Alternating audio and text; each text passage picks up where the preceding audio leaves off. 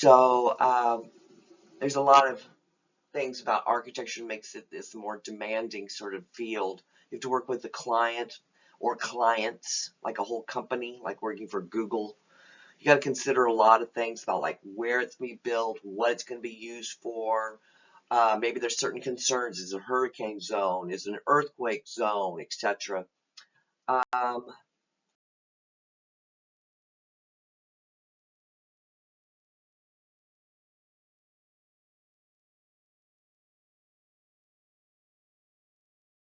like here in Taos, New Mexico. And it does take into consideration the weather that's in Taos, which is a ski resort, but it's in the American Southwest, so it gets either 20 or 120 there. Luckily, this adobe is not only all over the place, they're literally sitting on top of it, this buildings, but it's a great insulation against both extreme cold and heat.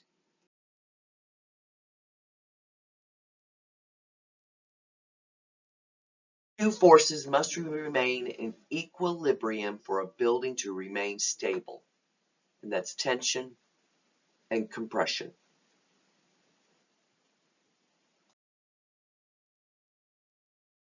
If you've ever been to the beach and made a sandcastle, you have mastered basic load-bearing construction, which is the first sort of architectural method.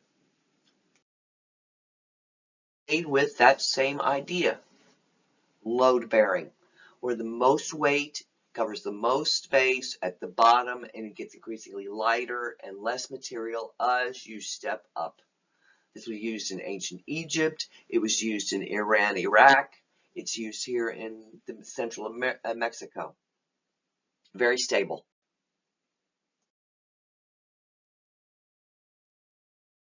In the ground and put a lintel across it, and you have a doorway.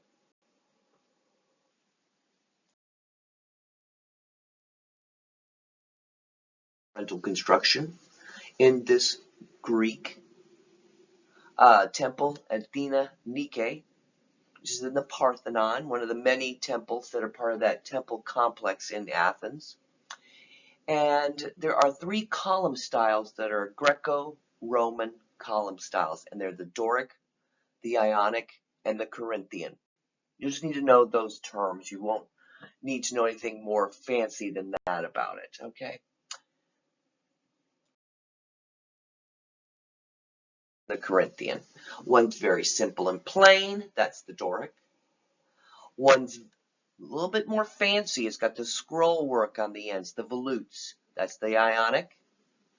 And the Corinthian is the most decorated, and it's the slimmest. It's meant to be a decorative type of column, where the Doric order column is meant to be very thick, sort of the heavy workhorse of columns. Okay.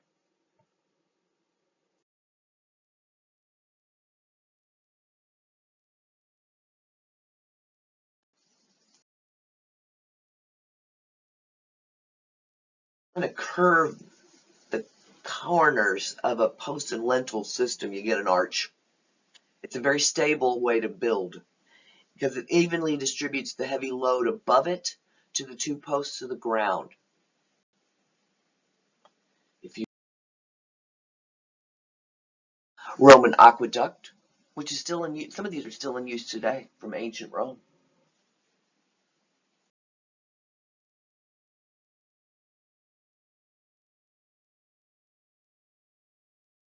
Lengthen out an arch, you get a barrel vault. And when you make a barrel vault very tall,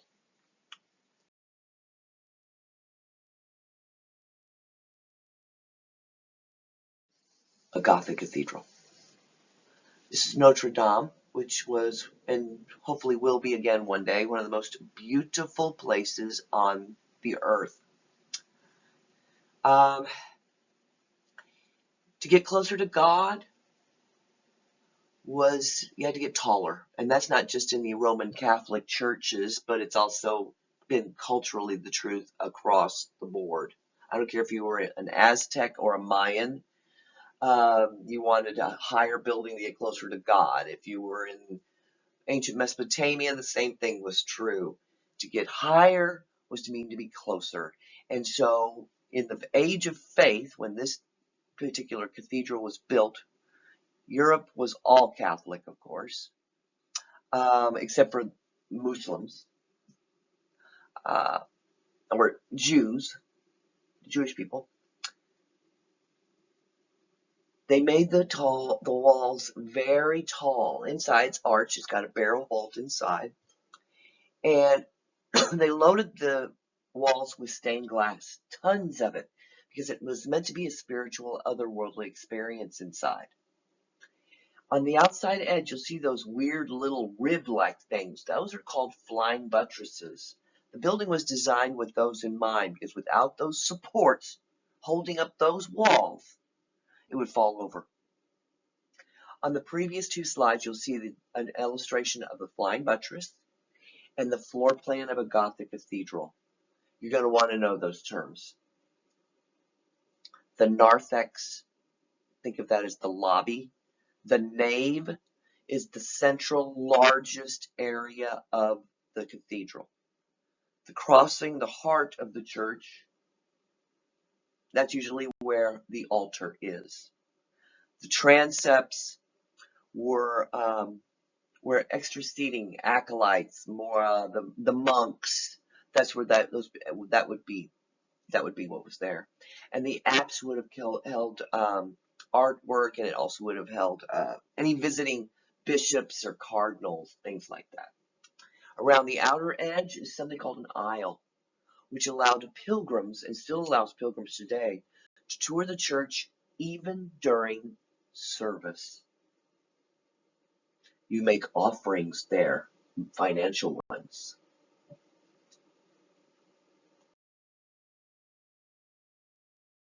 Emergence of steel and modern methods to create large sheets of glass and concrete, that's when modern architecture really took off. Shorter building in this slide is actually the first skyscraper in the world. This is the Wainwright Building by Louis Sullivan. And basically it's a steel skeleton with glass windows, tons of it. And inside was completely modular, which meant that it could be all the interior walls could be reconfigured depending on who was renting the office space at the time.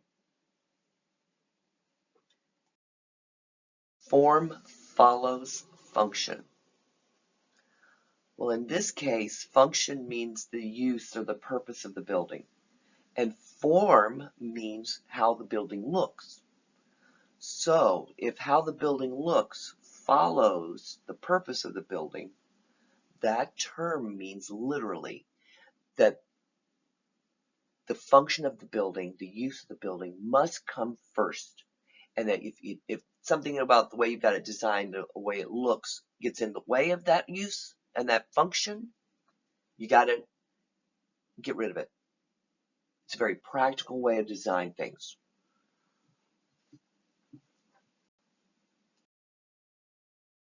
That basic idea is going to be taken by a group of artists and architects. You're going to see them a lot in Unit 2, called the Bauhaus. This is a European group of artists and architects in about 1920, 1919, got together, and they wanted to celebrate the idea of the beauty of the machine. They wanted to celebrate modern materials. And when you think of machine items, you think of what types of shapes and forms? Organic or geometric? Well, definitely geometric, okay? So as you can see in some of these images here, we've got Bauhaus-inspired furniture, and this little teapot in the middle here, Bauhaus-inspired advertising.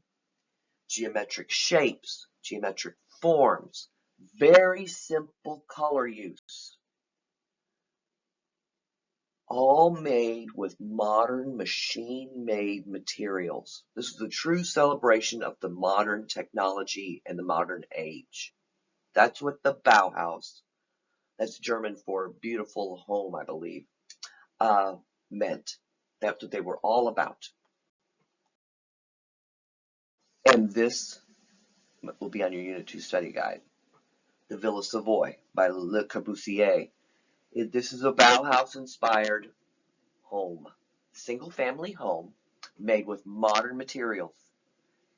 It's got geometric form in the building, geometric shape in the windows, a little bit of rhythm or linear sort of element in the poles and in the breaks of the windows. But this home was built also with, the architect's name is Le Corbusier. He wanted the home to be able to be built anywhere in the world. This home was meant to be built into any landscape. That is called the international style. That's what he termed it. The international style. Meaning the home could be built anywhere.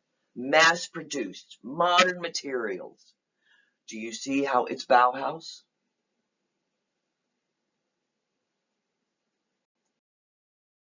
Rome is its counterpoint. Frank Lloyd Wright's Falling Water. If you want to tour the inside of the building, you can through this little tour here. It's quite nice. This was a single-family home in Pennsylvania. And Wright did not think that a home should be built everywhere always the same. His type of architecture was called organic architecture. Not organic forms, but organic architecture. Now, let me explain what that means. Let's take a look at Falling Water here.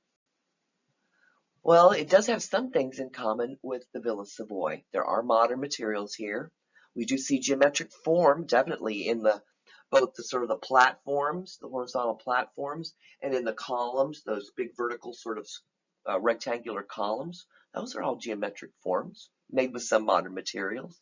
Geometric patterning in the windows, definitely. But this home has some other things in it. Notice the texture in the columns there. That is rock from the building site. Used it on purpose, okay? And the home is built literally into the escarpment, into the waterfall itself. So it's got an element of movement. This home marries or is meant to mesh seamlessly with the environment in which it was built. And that's what organic architecture means. The home is completely one with its environment. In other words, this is a completely custom home. It must respond seamlessly with the site that it's going to be built on. So, he used rock from the area. He built the home into the waterfall because he's borrowing elements from the outside of the site and putting it into the home itself. He's meaning for you to actually experience when you live in the home, the outdoors while you're inside, and while you're outside on like the patios there, you're actually you experience the interior seamlessly, indoor, outdoor, without even noticing that you've left the home. That's organic architecture.